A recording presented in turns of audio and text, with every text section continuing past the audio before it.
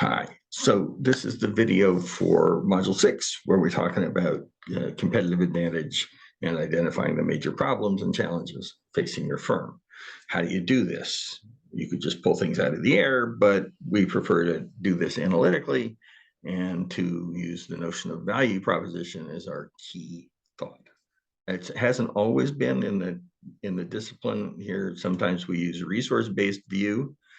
So we ask you to say FRIN, and you could think about resources and capabilities. This is an example of Ducati motor makes motorcycles, particularly super bike type motorcycles, fast. Everybody wears colored leathers, so on. So for Ducati, and this is admittedly a little bit old, there are strengths and weaknesses, right? So as you go up, you're stronger. As you go down, you're weaker. And then how important is it strategically? And that speaks to the value proposition. So if we look at the key weaknesses for Ducati in this analysis, its value proposition says it should be strong in distribution, have great customer service, really good manufacturing, and some kind of finance, so we can finance customers' purchase. But they don't, they're not very good at it, right? And it undermines their profitability. What are they good at? They're good at things that really matter, right? The design is cool Italian design, have a terrific brand, they do new product development really well, their engineering is strong, their marketing is strong, but they have some strengths that don't matter, that are superfluous. Their location in Italy doesn't really matter. It means you're good in Italy, but that's a 30 million person market. And then the fact that it's proprietary doesn't really matter to the customer. So we can do this kind of analysis, and I strongly encourage you to try and do this when you're looking for strengths and weaknesses. But I would say, instead of strategic importance, I would say importance for the value proposition on the bottom axis. So let me remind you what SWOT stands for. SWOT is strengths, weaknesses. Those are internal to the firm, opportunities and threats, right? So strengths and weaknesses happen inside the firm, opportunities and threats are outside. The horizontal axis is positive versus negative, and what's negative really depends on the firm's strategy. So is a narrow customer base always a weakness?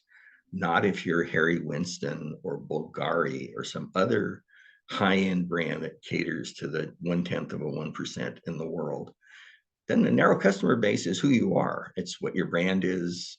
It's what you're trying to do. On the other hand, so if I was a mass market company, a mobile phone company, then I really need a big customer base and have a small one as a weakness, or a search engine, right? Bing versus Google. It's just bad that Bing doesn't have enough users. So, and then things like aging facilities and talent shortages are always problems. And having a respected brand, when your customer base is fading, is not necessarily a strength, right? Having financial resources might mean that you're not reinvesting. So you have to think about, how does it fit the strategy to say whether something's a strength or weakness. And you also have to think about that for opportunities and threats. What's an opportunity for one company could be a threat to another. Okay, so we can think about this a little bit differently. To think about this, a strength is what we have that allows us to capture the value we create, value proposition. The weakness is things we do or have that prevent us from capturing value. So I might have resources that I continue to use, excess employees, that eat at my costs. I might have a high cost supplier or a bad design that increases my costs and hurts my margins. And then we need to ask about the externals. Does it help us create value, or does this prevent us from capturing value? So when you do SWOT analysis, it's not just a demographic group is shrinking, is it relevant to your value proposition is really, really, really important. So, so you got to say within industries or within strategic groups, strengths and weaknesses vary. Each firm has its own history and its own value proposition. And to the extent that those are different, strengths and weaknesses are different. Opportunities and threats. If your firms have similar strategies, similar value propositions, they'll have the same response to external things. They have the same kind of influence. But if firms' value propositions are different, then you can't count on that. So you need to think about the specific firm and less about the industry when you do this analysis. And so how do you tell which ones matter? So you're going to make a list of things that you think are strengths and weaknesses, and a list of opportunities and threats. How do you decide what the problem is? What problem should you tackle first? Well, you start from the value proposition. If you have a value proposition that is designed to create a certain kind of value for a demographic X, how's it doing, right?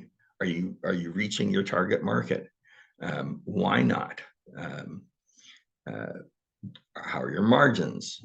Do you get a lot of returns? Is it low traffic? Is it no repeat traffic? What's going on with your value proposition? And then the weakness is the answer to the question, why? So why are my margins so low? Why do people return my product? Right? Why is traffic so low? It should be great, right?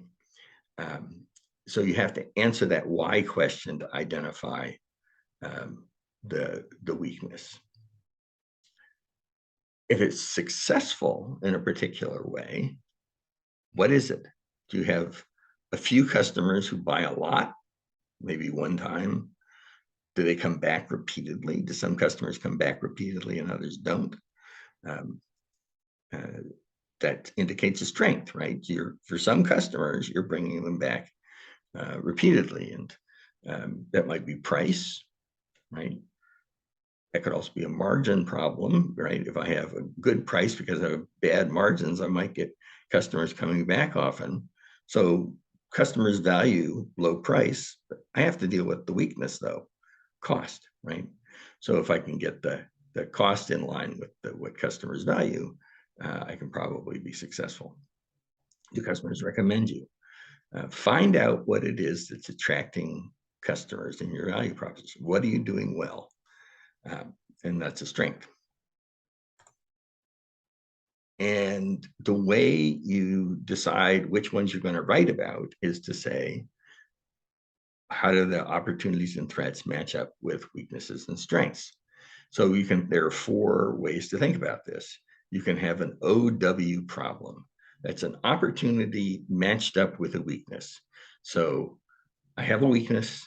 There's an opportunity in the environment that will help me deal with the weakness. So for instance, if my costs are too high, having a new supplier who gives me the same quality at a lower cost helps reduce my weakness. Right? Then there's the OS problem. An opportunity uses a strength to exploit a new opportunity or to exploit a new market, say. So I take my successful product line for athletic wear for men at Nike, and I create a line for women called Nike Venus.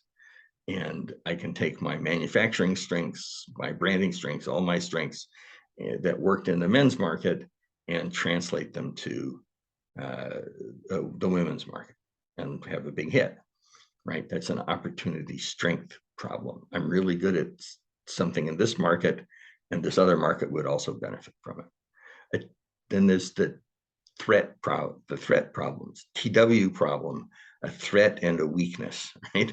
So a threat can make a weakness worse, right? So let's go back to the example of my margins aren't good. The weakness is that my margins aren't good. And then I have a threat of entry by a new low-cost competitor, right? So I'm not only going to have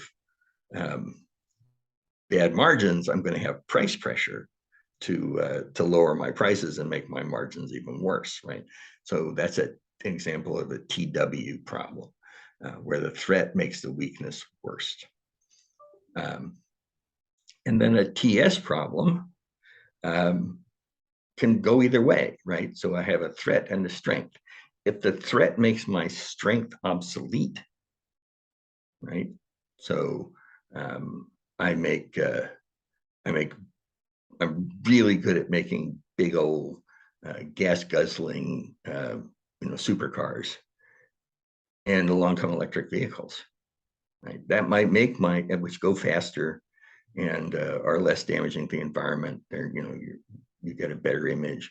That might make my product obsolete, right? But if I have a strength that neutralizes a threat, so I have fantastic margins and I have a low-cost competitor, I might actually be able to use my margins to reduce the threat, to say, all right, do you want to come in here and attack me? I have great margins and I can afford to compete on price, and maybe the new competitor can't. So that's the goal here, is to take threats and opportunities and match them up. That will give you a really good paper, probably an A paper, if you walk through this process. So